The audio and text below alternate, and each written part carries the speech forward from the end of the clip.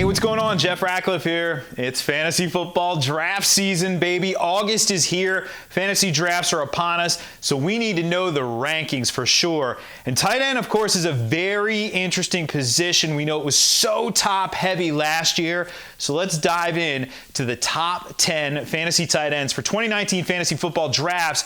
Getting a good tight end, I know a lot of people want to do this. There's a big difference between having a guy who's going to consistently put up points and a guy you're just praying might score a touchdown. Otherwise, he's going to give you 2 catches for 20 yards. So we want to probably get one of these top 10 guys. So let's start in reverse order. We're going to go with number 10 first. Of course, that's David Njoku from the Cleveland Browns. I mean, last year we thought he might have broke out. He showed signs. Let's put it that way. If you owned Njoku last year, you know that he had the capability to be a top 10 fantasy quarterback in any given week. But he also had some weeks where, he was well outside of the top 10. So it was a bit of a roller coaster ride through the season. I don't think that changes a ton. So while he cracks the top 10, I don't think he is going to be the most consistent option. Consistency and tight end, unfortunately, are not synonymous in fantasy football. That being said, we expect this offense to take a step forward. Baker Mayfield, obviously in his second year. Bringing in Odell Beckham Jr. certainly helps, but he is going to eat up a bunch of targets. So keep that in mind with Njoku. While the ceiling is high, the floor on any given week is also a little bit low. Let's go to number 9. Vance McDonald is a very interesting tight end for the Pittsburgh Steelers. Opportunity abounds there in Pittsburgh because you have Jesse James out of the mix. Of course, we know Antonio Brown also out of the mix there for the Steelers. So a lot of targets to potentially go around here. Now, the wide receivers are going to get a bunch of those AB targets, of course, but some of them might shift McDonald's way. And this is a guy who showed upside last year. Even though the volume wasn't there, he was a fantasy factor at various points.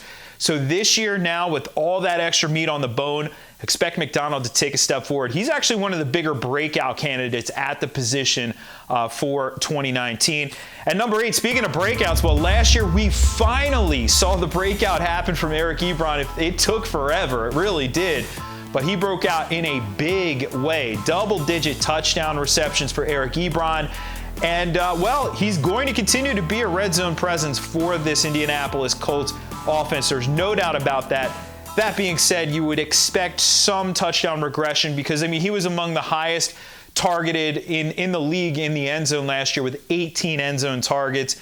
And he was the only receiver in the NFL to convert double-digit targets in the end zone for touchdowns. He had 10 of his 18 end zone targets he caught. So that's a big-time number right there for Eric Ebron. So expect a little regression there. Expect Jack Doyle to take some targets off of Eric Ebron's plate. That being said, he's still a top 10 option. We know the upside is very real with Eric Ebron. Let's go to number 7.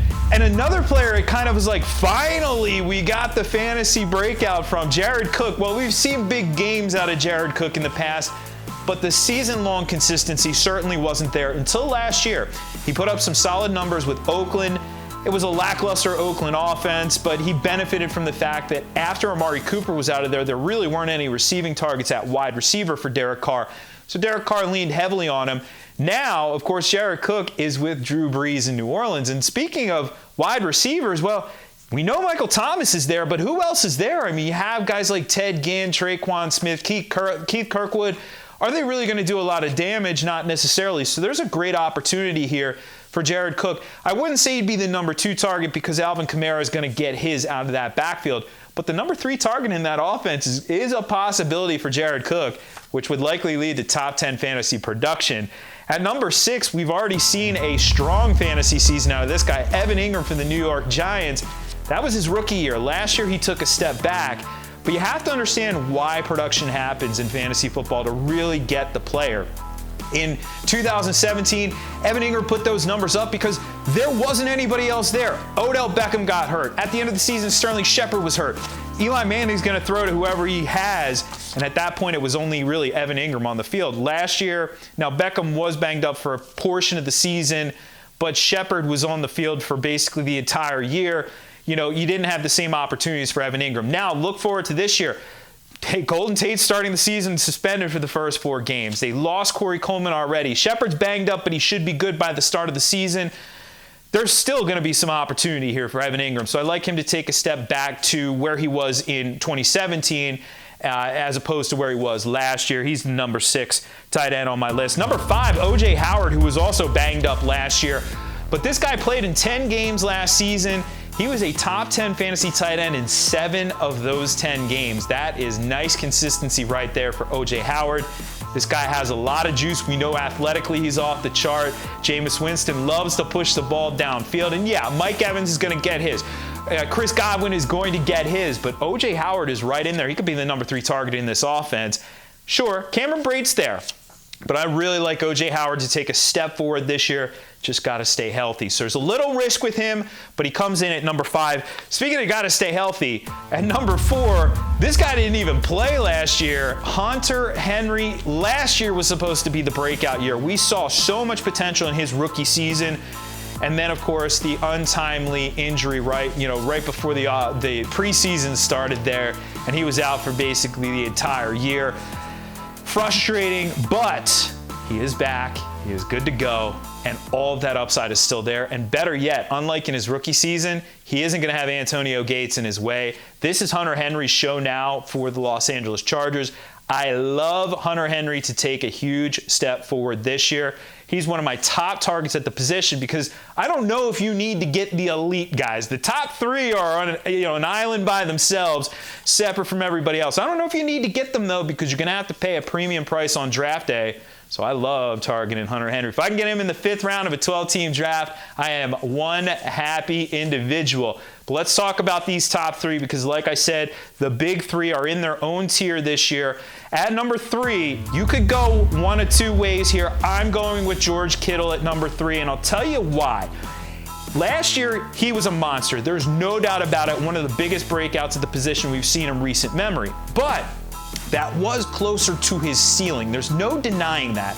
There's more receiver talent in San Francisco this year. They obviously prioritized it in the draft, and they have Dante Pettis on the rise from last year as well.